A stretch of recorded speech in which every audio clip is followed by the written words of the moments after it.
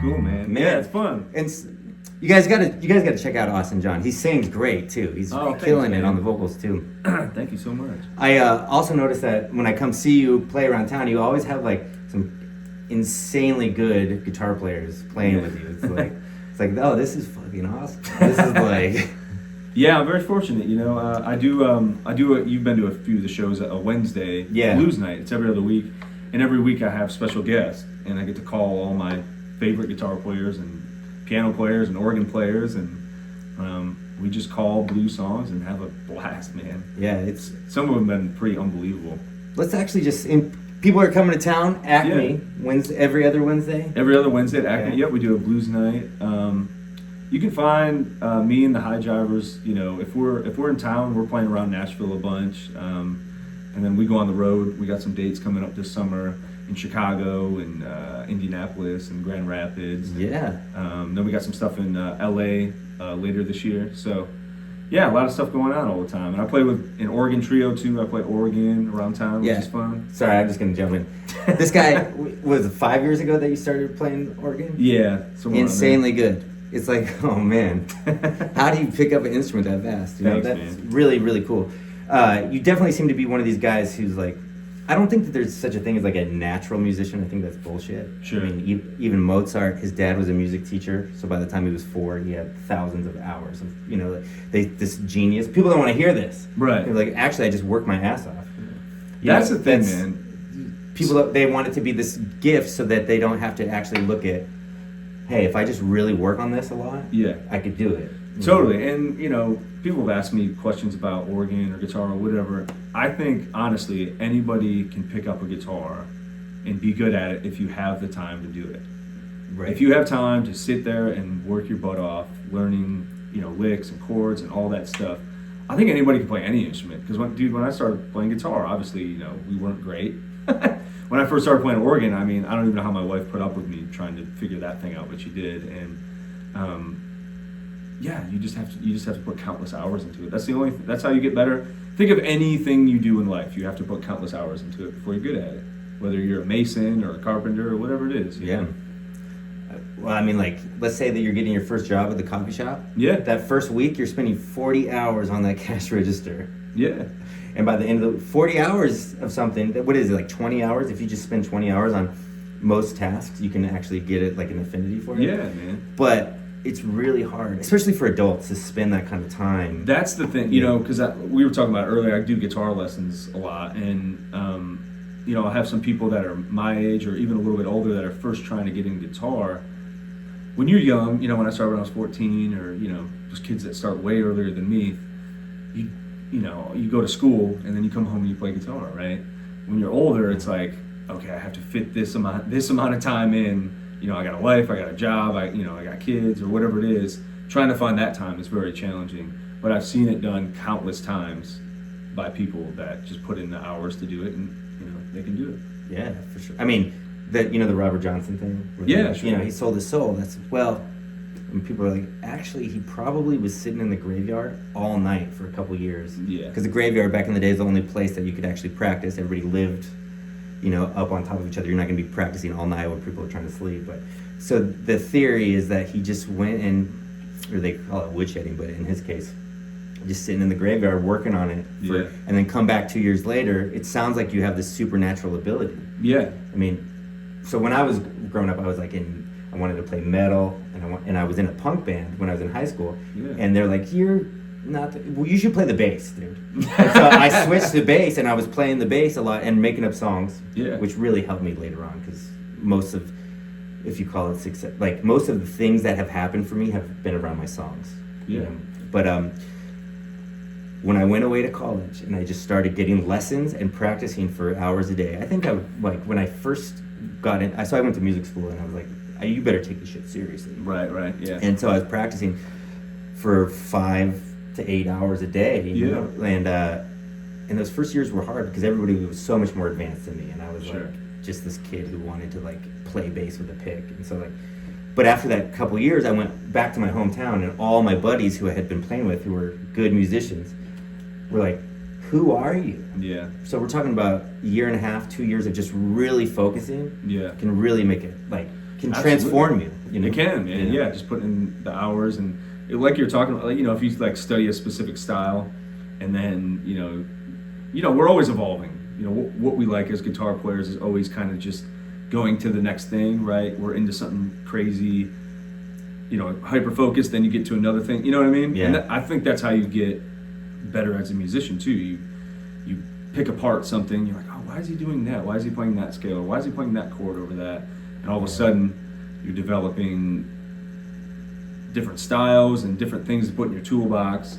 But the whole point of it, I can't remember the whole point of what I was trying to say. I was on the edge of my seat. I was like, what was the point of that? You know, you study different styles. You like learn something from every style or every like. Oh yeah. Well, it's like over time you'll see videos of yourself or recordings of yourself you hear, and you'll be like, wow, you know, I've advanced so much from that point to where I'm at now. And then you just keep going, you just keep advancing. But I've had friends that, like, you know, saw me when I was back in Auburn, New York and stuff, and they're just like, you are a completely different guitar player. You know, and it's like, well, yeah, I mean, I've been playing for a long time and developing and whatever. I was actually going to ask you about that. Do you see a huge difference from when you're playing live a lot versus when you're not? I mean, of course, you like your hands are on the instrument more or whatever. But I have noticed a significant difference that if I'm not doing a lot of gigs, I'm not gigging regularly, I can still play. And I'm always practicing. But this thing about actually playing with a drummer and a bass player live, like, you know, let's say you have a run of 5 gigs. Can you feel the difference in your 100%. playing? Yeah. Times a million, man. Yeah, I mean, last year we were on the road kind of most of the year. We did, you know, we do 3 weeks, 4 weeks, and, you know, you get into like the second week and you're just like, I mean, you're playing, you know, your muscle memory's there. You're playing every night, and you know, it's not it's not going to hurt you, that's for sure. Yeah. So when we first moved to town, my wife Dawn and I, we started playing on Broadway a lot. We were playing 4 or 5 nights a week eventually, and those are 4-hour gigs. And then we would do doubles a lot, and sometimes we would do triples. So you're talking about 8 to 12 hours of playing a day. And I remember when I moved here, I was an okay guitar player, you know. But just sitting there with that instrument that many hours I would hear stuff and I'd be like, man, wow, I can play that stuff better. Or man, I still am not good at this style. Like, what the heck am I doing, you know? But just sitting there with your instrument, like, you're going to get better. And you're going to feel better. And your hands are going to get stronger. And your muscle memory is going to get better. I remember those years of playing all the time down there. And we were just doing Hi-Jivers stuff. So it was all the stuff that we like to play, and we were picking tunes, and I just remember my facilities were they were there, so easy. And when you're on tour, it's the same thing because you're playing every night. The muscle memory's right there. And yeah, so if I have a few off nights and I don't practice or something like that, I'll get on a gig and I'll be like, why am I not good? Why can I not play anything that I've been playing? And it's just that repetition. There's been times I remember, like, I'll start runs, like tours, and like the first like 3 gigs, you know, you'll be up here burning or doing or whatever, and I'll feel my hand like tightening up, and I'm like, oh my gosh, yeah, I'm just not used to this. And then like the next week, it's like it's gone. You're like, oh yeah, you have what? It's just that, just doing it all the time, you know. But and it's the physicality of it too. When I teach, man, I just notice so many people, they get so inspired. Yeah. And then they realize how actually physical it is. Mm-hmm. It's like freaking gymnastics for your hands. But you don't think about it like that because it's music, you want to be inspired. Yeah. And you see people like really get defeated by like their hands won't do what they want them to do. And I guess my point is, if you take on like, oh, I'm going to make this a physical exercise, pull the music out of it, you can really move forward, because your expectations are like, oh, I'm just working out. Totally, yeah. Which, if you only got 15 minutes after work, you want to play music, you're not necessarily thinking like, I'm going to do some exercises. Right. But, you know, it also comes down to how hard are you hitting the note, how hard are you fretting on your left hand, you know, like, you know, Johnny Guitar Watson's one of my favorite guitar players ever, and he would play with his fingers, right? Right. And he would just beat the living hell out of the strings when he was playing.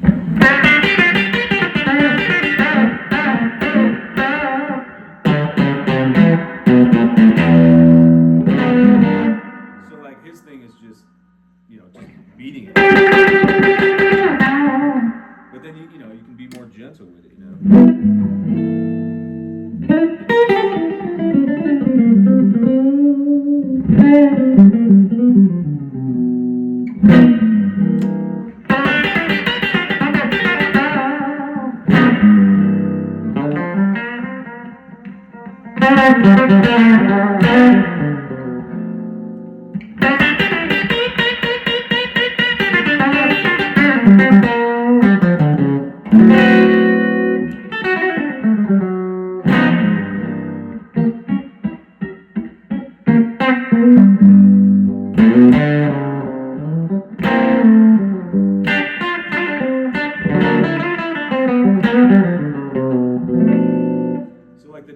Stuff is what I get into quite a bit.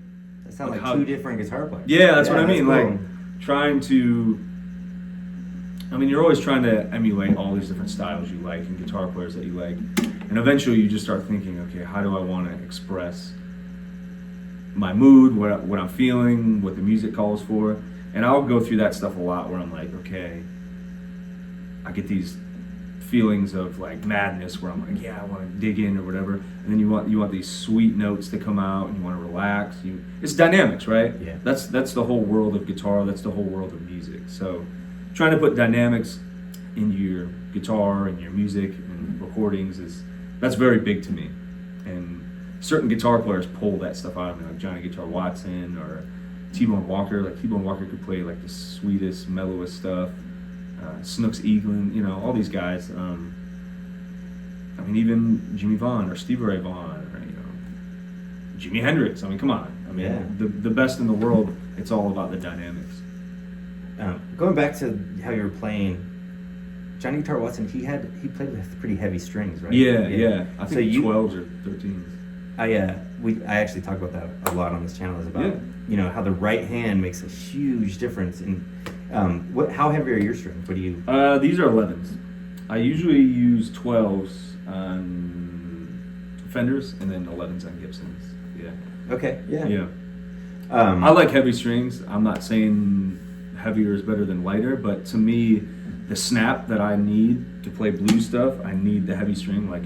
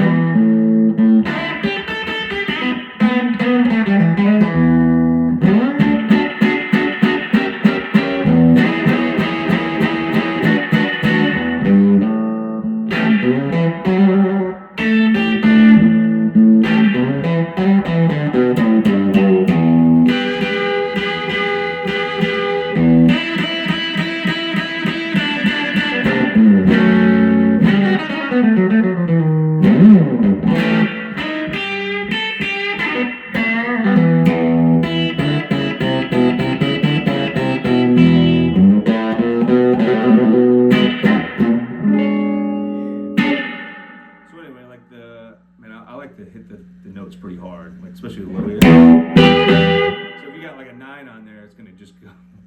It's gonna go out of tune, but it's not gonna snap back like I like it. That's kind of where I was going. Is the dynamic range? If you have heavier strings, you can. I agree. Yeah, but I mean, B.B. King played really light strings. Jimi Hendrix played light strings. Billy Gibbons plays like 7s. It all sounds pretty awesome. Yeah, but I guess those guys would really just work on their own attack and their own style to make it work for that. Yeah. But I have gotten progressively heavier.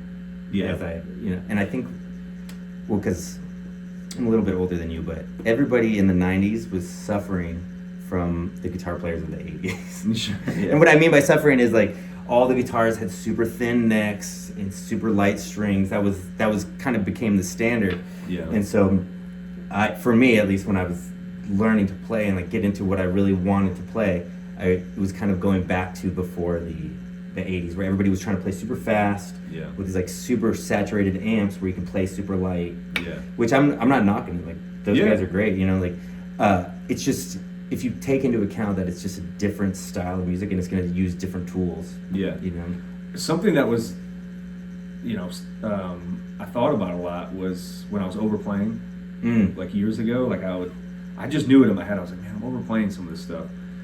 I was using, I think, 10s or 11s, and then I put 12s on all my guitars. I was like, you know what? If you think you're gonna play all these notes, you're gonna earn all those notes. Yeah. And I remember I just put really heavy strings on my guitars, and it forced me. I was like, I can't play that much, I mean, now it's to the point where like these strings feel more comfortable than anything, but like that subconscious of how do I not say so much and just let the space between the notes put that feeling in the keyboard. Do you know Tommy Harkenrider?